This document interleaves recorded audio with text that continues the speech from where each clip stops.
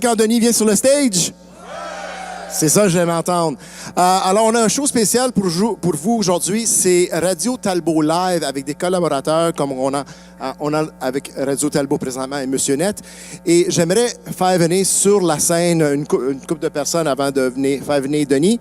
Et premièrement, on a Benoît Mercier, que vous connaissez des Mystérieux Étonnants, de Monsieur Net et aussi de Radio Talbot. Alors, bienvenue Benoît.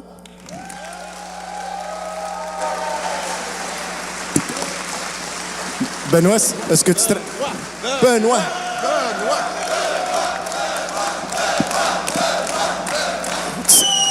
Benoît, est-ce que tu te rappelles une des premières émissions que moi j'avais été à Monsieur Net, tu étais là? Oui. Puis que je t'avais appelé Bob ou... Je pense que tu m'avais appelé Robert. Robert, ça, OK, ouais. C'est ça. Ça, c'est le fun. On se connaît bien maintenant, c'est correct. Mais là, je vais te dire, j'hésitais. T'as-tu hésité pour vrai? C'est quoi son nom? Non, ça fait juste comme 4 ans qu'on se connaît. Hein? Alors, merci. Alors, la prochaine personne que j'aimerais faire venir sur la scène, vous la connaissez aussi de Monsieur Net et aussi de Radio Talbot. Alors, Myriam Larouche.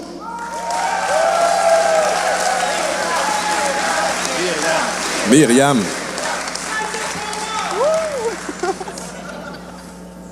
Alors, le prochain monsieur, j'aimerais que vous vous levez et vous donnez une grande main d'applaudissement à Monsieur Denis Talbot! Yeah! Merci beaucoup.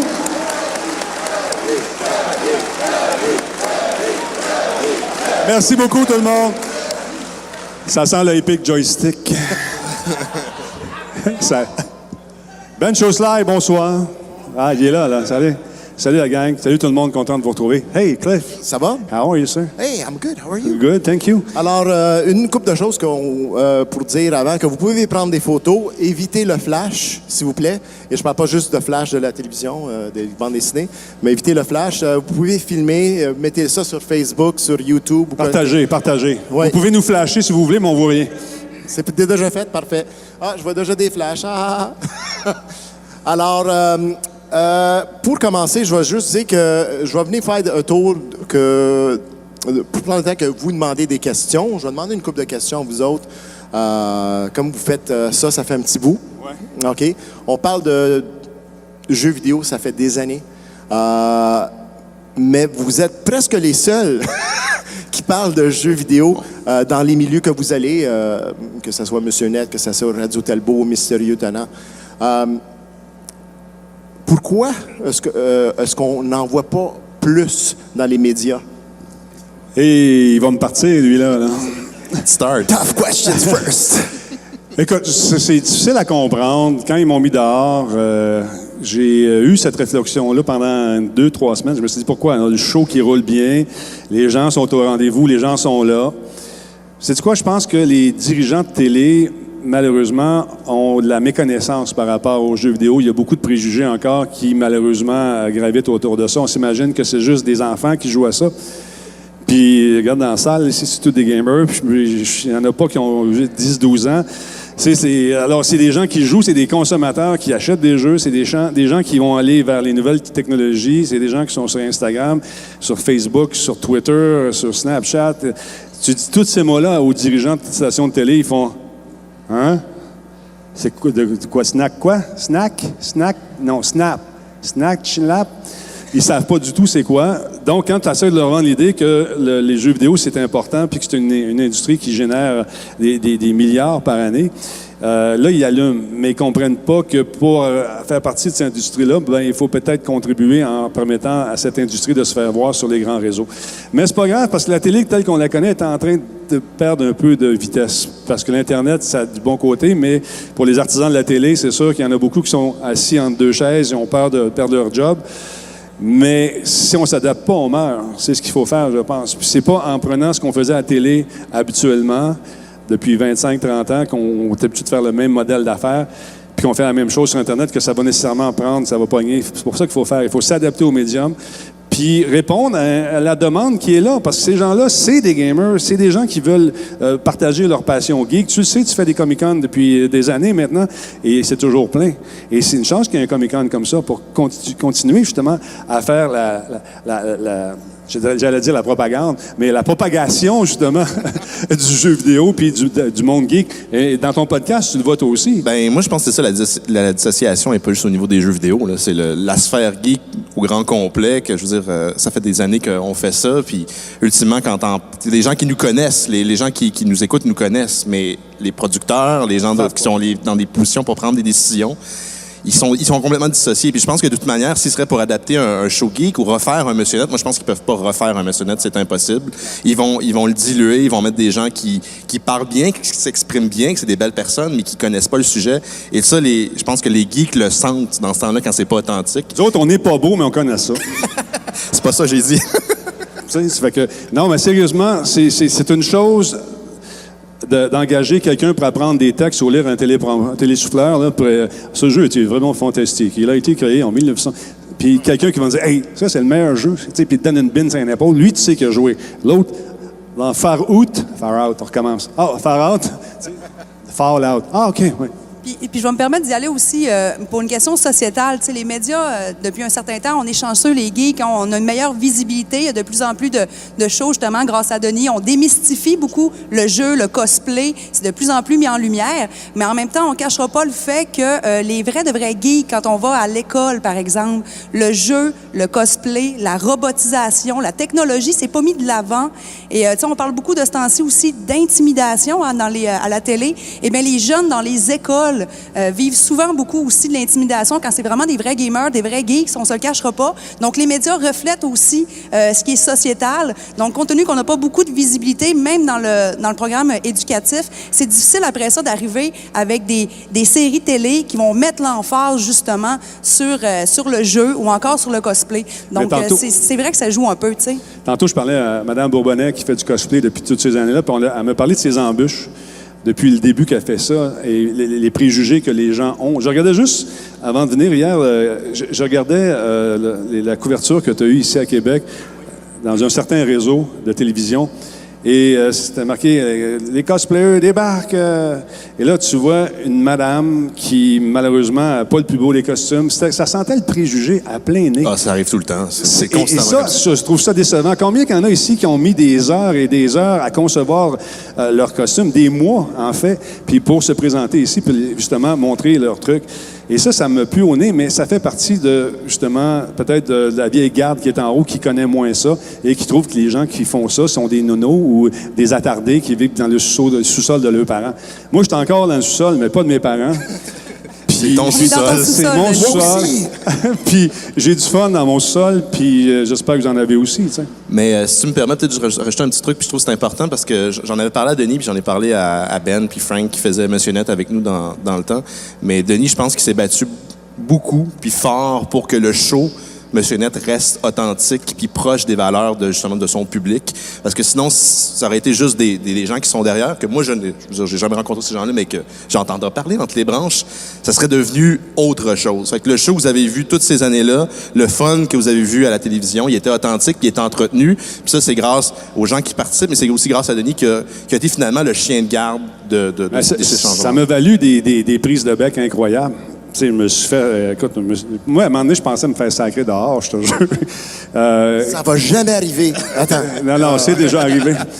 Puis, tu sais, quand ceux qui écoutent Radio Talbot le savent peut-être, à un moment donné, je m'étais fait apostropher par une patronne qui m'attendait avec une brique pain. Elle était contente, elle m'avait pogné dans quelque chose. À la fin, elle pouvait me rentrer dedans, tu sais. Elle fait venir au bureau, puis l'état-major est tout réuni, puis ils m'attendent, les petits bras croisés, puis il y a une cassette, là, tu sais, qui est en stand-by, là, dans le VCR, là, puis tu vois la ligne noire, puis elle est juste prête à partir, là. Là, c'est ma face qui est de même. Tu sais, là, qu'est-ce qu'ils ont vu, là? Fait que, c'est pas professionnel, c'est absolument pas professionnel ce que tu as fait. Je dis, OK, qu'est-ce que j'ai fait? Une image vaut 1000 mots. Pèse sur le piton. Alors, voilà, ma gang de geeks, gang de malades, nanana. Putain! Ouais, que je comprends pas. On ne rit pas des gays.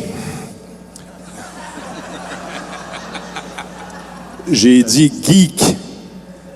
Là, tu vois, geek. Là, mon boss, il avait ses lunettes comme ça. Je le vois encore faire ça. Il dit... Alors, j'ai quitté le bureau et j'aurais aimé ça être là après pour savoir ce qu'il s'est dit. Mais tu vois, ce genre de préjugés-là, c'est des expressions. Il y a des parents qui m'écrivent pour savoir c'est quoi des raves. C'est quoi la différence entre un rave et un LAN party? Tu sais, quand tu dis, maman, hein, j'aimerais ça aller au LAN party. Ah! Du VIX puis de l'ecstasy! Puis des messieurs en chien chandail qui vont danser toute la nuit. Non, madame, c'est pas ça. Mais ça, c'est encore des trucs qu'on doit démystifier puis faire comprendre aux gens que c'est pas, les jeux vidéo sont pas nécessairement le démon, tu sais. Puis justement, quand on parle de démystification, tu sais, Denis, justement, il a voulu aussi beaucoup apporter, puis ça, on va falloir qu'on le mette en lumière également, le fait aussi les places des femmes dans le jeu, les femmes dans l'industrie. Denis a toujours vraiment poussé dans les émissions, même si souvent les femmes sont peut-être moins bien vues dans le côté plus opinion, plus critique. Même ça a été dur parce que mais c'était des patronnes que j'avais. Puis là, elle me dit, t'engages pas une fille? Oui. Elle a l'air d'une grosse lesbienne, avec des tatous. Elle a des gros seins, puis voyons, une chose est bien plus cute, elle. Oui, mais elle connaît rien d'un jeu. Tu sais, il a fallu que je me batte pour faire valoir mon point que, écoute, c'est pas juste des gars qui jouent à des jeux vidéo. Il y a des filles, puis il y a des filles qui en font des jeux vidéo. Puis, à un moment donné, ils s'en sacraient. J'ai tellement chialé, je faisais ce que je voulais, là. J'engageais qui je voulais. Puis, je suis content de l'avoir fait, parce que j'ai découvert des Catherine Mathis, des Myriam, écoute, Andréane Babin, et je veux pas en oublier, là, mais des Stéphanie Hervé. Pardon? Stéphanie Hervé, tu sais, c'est tout ça. Fait que c'est cool d'avoir eu cette plateforme-là. Ça a été une belle époque. Est-ce que je suis nostalgique? Non. On est ailleurs.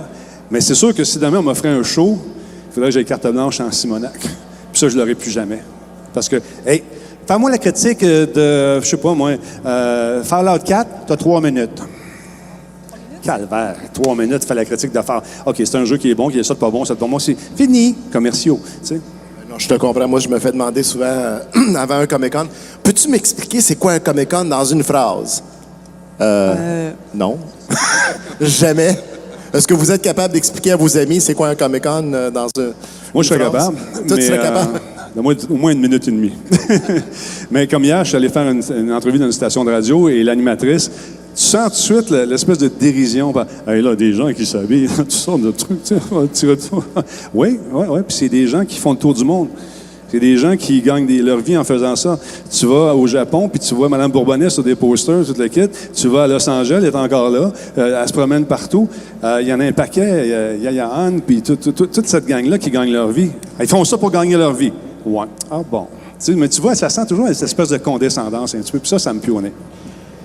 Dans quelle direction qu'on s'en va maintenant? Maintenant, on est balado-diffuseur. Des podcasteurs. Podcasteurs, blogueurs. Et on est sur Twitch. On est sur Facebook récemment. Tu as lancé. On est sur Facebook en ce moment. Là. Juste là, il y a une caméra qui filme. Vous êtes sur Facebook, peuple? Oui! Voilà. Juste là. Merci. Non, c'est vrai, on est en direct parce qu'avec les caméras aujourd'hui, comme chez nous, là, avoir ce que j'ai comme équipement, dans le temps, ça m'a coûté 200 000 $. Avoir 7 caméras, plus l'équipe pour gérer tout ça. Aujourd'hui, ceux qui font des podcasts s'amusent très bien, s'en sortent très bien avec une cam, un bon micro, 2 cams, une petite console ou encore un OBS, puis ils s'amusent, puis ils ont du fun, ça fait d'excellents shows. Puis il y en a des maudits bons podcasts. Puis ici, ça vous tente d'en faire des podcasts, faites-en des podcasts. Puis s'il y a quelqu'un qui est à la même heure que vous, c'est pas grave, faites-le pareil. On a chacun nos intérêts, chacun nos goûts, puis à un moment donné, c'est petit à petit que tu te bâtis un auditoire. Puis où ça s'en va? Bien, je pense que c'est ça. Ça va être du contenu sur demande, encore une fois. Du contenu sur demande, ça va être des shows qui sont spécialisés, ça va être des shows encore... Moi, j'aime bien le mot authentique, là, parce que moi, il n'y a rien qui m'énerve plus qu'écouter la radio ou la télé, puis t'as du vrai faux bonheur qui te pousse à rafale. Là. Ouh, c'est le monde qui s'aime pas, stagé, il s'aime pas. 12 degrés à Montréal, salut Sophie, OK, pause. Il n'y a rien que j'aime plus qu'écouter un podcast, puis j'ai l'impression que même si c'est un petit peu broquette, que c'est des gens qui s'aiment pour vrai, puis qui ont vraiment du fun ensemble. Fait que j'ai l'impression que ce côté-là, il est développé au côté anglophone américain. Ouais. Je pense que ça commence, le podcast, on se dit ça, mais ça fait 10 ans qu'on fait ça, du podcast. Le monde commence à comprendre que ça existe. Puis je pense qu'il va juste en avoir plus. Puis éventuellement, je pense que Denis le fait. Moi, j'ai ambition de vouloir le faire, mais de vivre ou de générer un revenu avec ça. Moi, je pense que c'est possible. Ça me fait rire quand les gens disent, c'est trop petit le Québec, on peut pas vivre du podcast. Avec la même logique, il n'y aurait pas eu de radio, il n'y aurait pas eu de télé, il n'y aurait eu rien. Puis les paradigmes changent. En ce moment, la télé, ils vont plus chercher des trucs chocs parce qu'ils savent que ça va attirer un certain public, mais même eux autres, ils vont se tanner. Puis on se le cachera pas, de toute façon, tu sais, vu que c'est sur Internet avec les podcasts, on a la France aussi, tout ce qui est francophone. On n'est pas mondial. juste arrêté au Québec. On a sur Radio Talbot tellement des Français qui nous suivent, qui nous écoutent des fois en différé par la suite quand ils vont chercher le podcast. Donc, c'est beaucoup plus large que juste le créneau qu'on avait dans notre petite place.